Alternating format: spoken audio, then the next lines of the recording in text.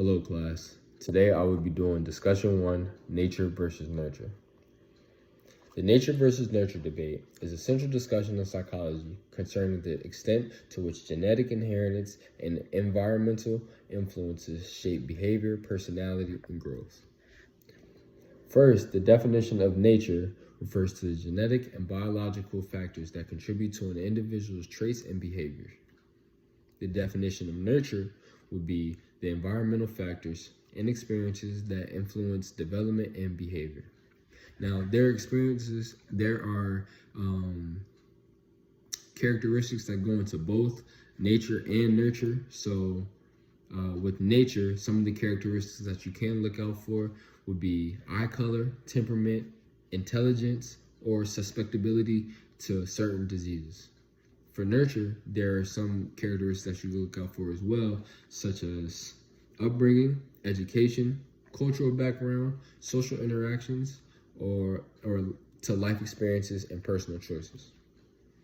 Next, the nature versus nurture debate creates an artificial division between genetics and environment by framing them as opposing forces that separately influence behavior and development.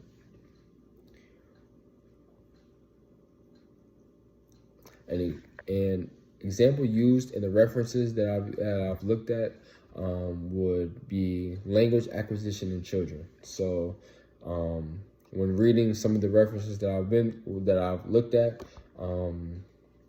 one is for the nature aspect, universal grammar. So humans have an innate understanding of basic principles of language structure, which provides the foundation for learning any language. But for nurture, one example that was used was the exposure to language. So the specific language a child learns and determined by their environment. So for example, if a child is brought up in a Spanish-speaking household, that they were taught to use Spanish. Rather, if they were brought up in an English-speaking household, they were brought to speaking English. So that's for nurture. So next, the ability to learn is influenced by both nature and the genetic and biological factors, and nurture, the environmental factors and experiences. These influence interact in complex ways, shaping individuals' learning capacity and processes.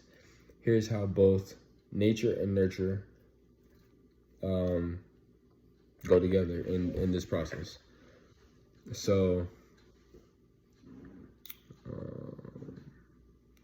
for one, the nurture aspect would be the access to education or the access to certain opportunities using education. So for example, the quality and extent of educational experiences plays a crucial role in learning.